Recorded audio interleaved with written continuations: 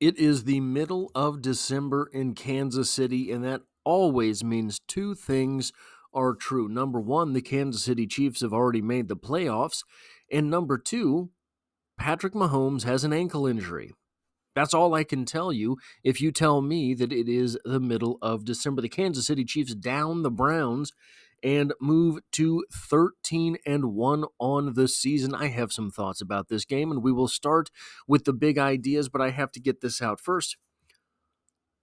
As far as I can tell, my beard was in my mouth. As far as I can tell, there are two big talking points from this game outside of the Patrick Mahomes injury, and I will address both of them during the offensive portion of this video because I think they are both offensive ideas, and they could have actual implications moving forward for this team. The number one thing to talk about here, the number one big idea, is that the Chiefs have to win two more or win one more if the Bills should lose. If you were not paying attention last night, the Steelers lost to the Eagles, meaning that the Chiefs have an extra game of breathing room over the Steelers as far as the number one seed is concerned. Is it possible that the Steelers still win the number one seed? I believe mathematically, but should the Kansas City Chiefs win one more game, that becomes a mathematical impossibility. The Bills, however, did beat the Detroit Lions, so that is what it is. The Bills have now beaten the Kansas City Chiefs and the Detroit Lions and lost to random teams along the way. Lost to three random teams along the way. So we will see. The Bills, from an outside perspective, seem to be one of these teams that ride highs and can be blindsided by the turn in the roller coaster. So I was saying when the Bills beat the Chiefs, it would not surprise me if they lost their next game. They had a bye week the very next week and then came out guns blazing, but they lost the week after that. And it would not surprise me if the Bills do lose their next game. Based on, I have no idea who they play right now. Yes, I do. It's the Patriots. They play the Patriots, the Jets, and then the Patriots. So it would be difficult to lose one of those games, but they have lost some questionable games this season anyhow. The Chiefs needing just two more wins means that they could be shaping up for a bye week leading into the bye week. Should that be the case? Should the Chiefs and the Broncos game mean absolutely nothing? I do think we still see the starters for a little bit. It's a little bit much to go bye week into the playoffs. So while this team does need a rest, while all of the starters here could use some time off, I don't know that they would take the entire final week of the season off should they have the number one seed wrapped up. That said, Mahomes is injured. Again, it's an ankle. Surprise. I shouldn't say it. When it's not a concussion, it's his ankle, right? Patrick Mahomes has had some hits in his day that are basically 1,000% visibly verifiable as concussion causing. And it's like the underwear gnomes. Step 1, get hit. Step 2, Step 3, pass concussion protocol. He's an adult. It's his body, whatever. But the NFL may have done themselves dirty. The Kansas City Chiefs have 3 games in 10 days. Patrick Mahomes now has a bum ankle. If at any point Patrick Mahomes just has to miss a game, it's because there are 3 games in 10 days and Roger Goodell can kiss my Midwestern butt. So that is what it is. Now moving on to specifics from the game. In the pregame preview for the Chiefs versus the Browns, one of the things that I said is that, hey, Jameis Winston's going to throw for a lot of yards and a lot of interceptions. One of those things didn't happen, and the defensive backs got a lot of opportunities, and they took them. Trent McDuffie, Nick Bolton, and Brian Cook all picked off Jameis Winston, and Jaden Hicks picked off the backup. Jaden Hicks might have a future at tight end because he was a force with that ball in his hand. Now, this is something which is reassuring more than anything, in my estimation. The Chiefs' defense, and in particular the defensive backs, have looked kind of shaky most of the season. Here, we had an opportunity against a quarter. So, Bryce Young, for example. Everybody thought Bryce Young was not an NFL quarterback heading into that matchup. All of a sudden, Bryce Young goes nuclear. The Kansas City Chiefs defense must be cooked, right? Well, then Bryce Young had a couple more good games. So maybe that was not the case. Here we have Jameis Winston, who, if nothing else, and maybe is nothing else, but he's certainly Jameis Winston. And in this game, he was Jameis Winston, and the Kansas City Chiefs took advantage of it. So that is what it is. That's worth what it's worth. And I think that it spells that the Kansas City Chiefs defensive backs are actually who we thought they were. Right down to cornerback number 2, Najee Johnson, dropping a clear-cut interception. But it's good that he did because fourth down expired, and the Kansas City Chiefs took over with like 20 yards better field position than otherwise would they have had Najee Johnson made that interception. Now, the next big thing worth talking about on the defensive side of the ball is this: Jerome Ford's long touchdown run. That was just a great example of a terrible play on many different levels, but here are the 3 most defining characteristics of that play. When I went back and watched it about 15 times. And I'm not complaining here. Okay? So this is not spoiled milk or spilled milk. This is not sour grapes. These plays happen. But if you look at that play, here's kind of what it comes down to. Nick Bolton was held, like arms around the back held. Najee Johnson was held to the extreme, not for very long, but for the moments that it counted. And the play still might have been made had Christian Roland Wallace not been absolutely lost in coverage. Christian Roland Wallace was not held. Christian Roland Wallace should have been there to make that tackle. That was a breakdown. Those plays happen. We've seen surprisingly few of them so far this season. So the Browns got away with one. The Browns got away with a couple of holds on a single play. Oh well. The last note that I have on defense, I even hate to mention it. Guys, I really hate to mention it. But boy, I like to think about it. The strip sack from Charles Omenihu. Go back and watch that play again. That is as close to Derek Thomas as I have seen in a red and gold jersey since Derek Thomas was prowling the field. That play was masterful. It was the result of Charles Omenihu having absolutely disproportionate body framing. And I promise you, you go back and watch him on that play, the hair on the back of your neck will stand up. As far as the offense is concerned, here are some things that I want to talk about. Nuke Hopkins and Patrick Mahomes are building rapport. Mahomes is placing passes and finding out what Nuke can do. This is a good thing heading into the playoffs. The playoffs are basically exclusively situational football.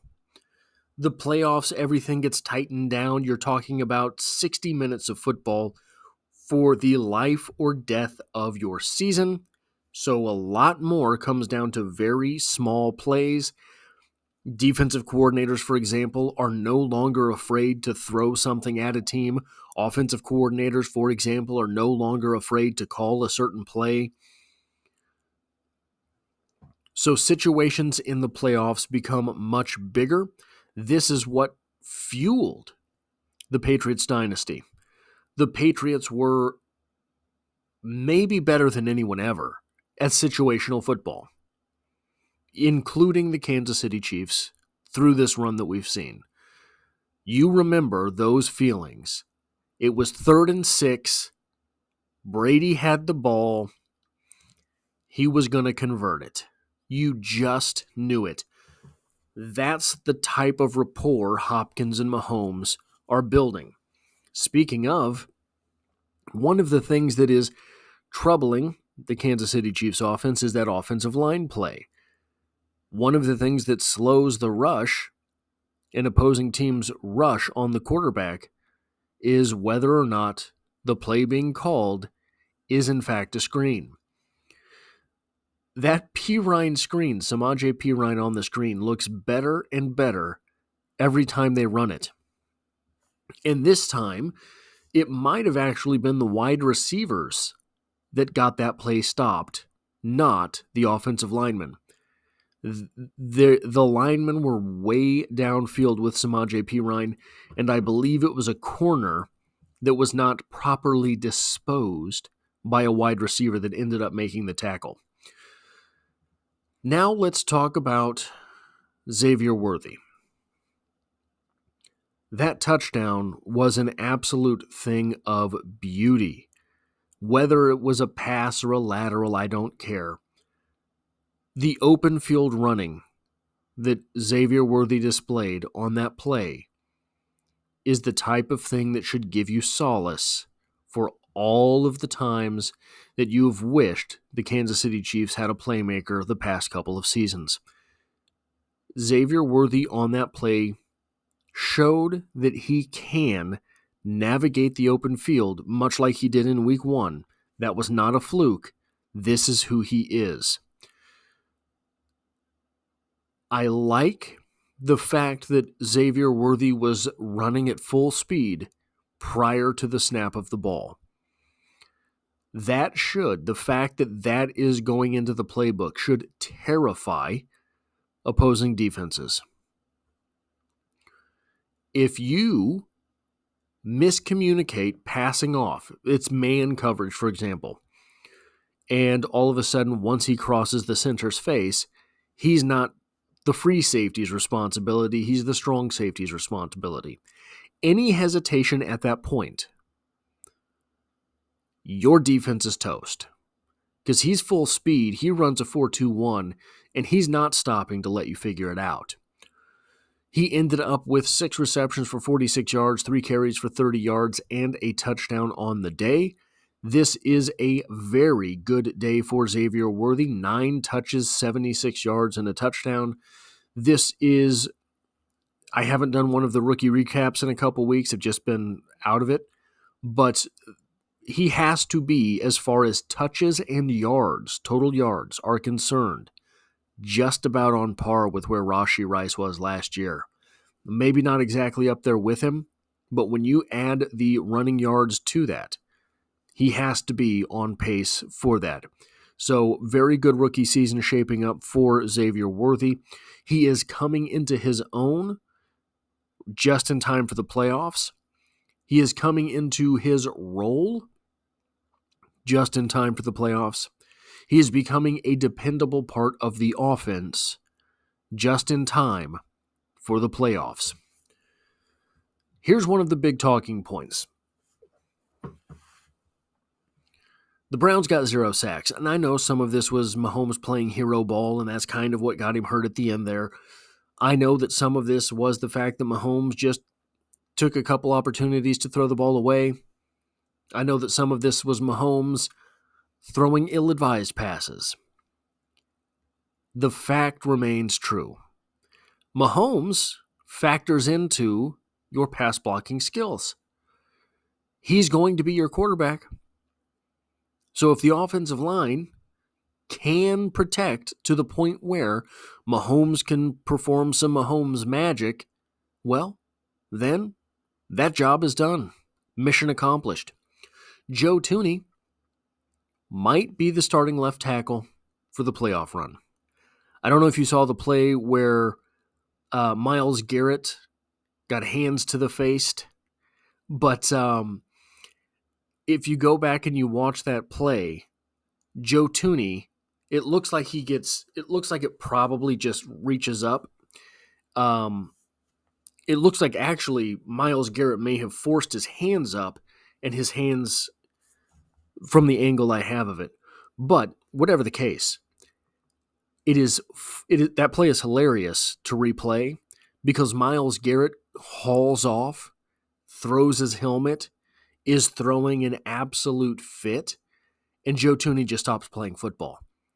Joe Thuney decides, well, I'm going to pay for this. And he's standing there ready for it.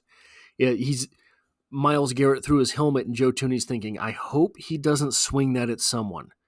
Leave it on the ground, Myles. Leave it on the ground. He does not look to pick up a blitzer. He does not look to help his offensive guard. He does not look to see where Patrick Mahomes is. He just trains his eyes on Myles Garrett the entire play. So that is one thing that is funny to see. It's a shame Mike Caliendo is on a 1-year contract because now I believe he might be a restricted rights, but he is on a 1-year contract because he would be a tradable asset, especially on draft night, especially if Joe Thuney ends up playing left tackle through the playoffs. I don't think Joe Thuney is going to be the plan at left tackle come next season. If he plays left guard, Mike Caliendo plays left guard through the playoffs and does all right, he would be a tradable asset. And the Kansas City Chiefs are at the point in the dynasty where they are going to need replenishing. The Kansas City Chiefs are at the point in the dynasty where it becomes reloading or rebuilding. And anything that you can scrap at that point makes a difference. And here's the final thing I want to talk about. Oh, I messed everything up here. There was a lot of people complaining about that middle third to early fourth quarter, and I get it, where basically Patrick Mahomes could not complete a pass. Why don't you run the ball? Why don't you run the ball? Well, here's why, in my opinion.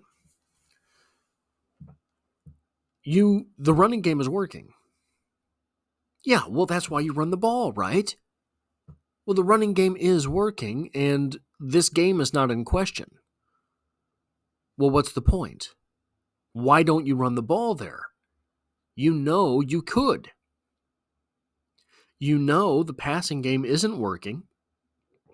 Why not take the time during a game that was never in doubt? That game was never in doubt. Take the time, say, screw it, we're going to muscle through some of these problems in the passing game. And if we can't, maybe we'll at least get a read on what it is that we're doing wrong here, and we'll be able to fix it in practice. Nothing that you can do in practice competes with training during live fire. That is what the Kansas City Chiefs were doing on the field, in my opinion. What's that, Patrick? You can't make it work? Well, go make it work. In addition to that, so the obvious rebuttal to that is, well, yeah, okay, fine. But you got Mahomes hurt, didn't you? Well, here's the thing. Mahomes sometimes tries to do too much. That's one. Especially in meaningless games, especially in games that are already won, sometimes he tries to do too much. But hey, that's what you have when you have Patrick Mahomes. Nobody's complaining about his arm strength. Nobody's complaining about the fact that he has this weird little oddly fast beer belly run. Nobody complains about that because they work. Sometimes when you have an absolute elite player, there are parts of their game that just don't work. That's one of them. Here's the number 2 thing. In general, the passing game is safer than the running game. In general, if you're just talking about X's and O's football, you are less likely to draw an injury during a passing play than a running play. Number 1, during a passing play, your offensive linemen are not running face first into someone. Number 2, they don't have a running back running face first into their back. Number 3, yes, your prime target on offense, quarterback, has the ball in his hand during a passing play. They also can't touch him if he throws the ball. He has a way, even if he takes an intentional grounding, he has a way to keep himself safe. A running back does not have that. Your wide receivers, one of your wide receivers is getting tackled, so long as he makes the reception, and it's just one.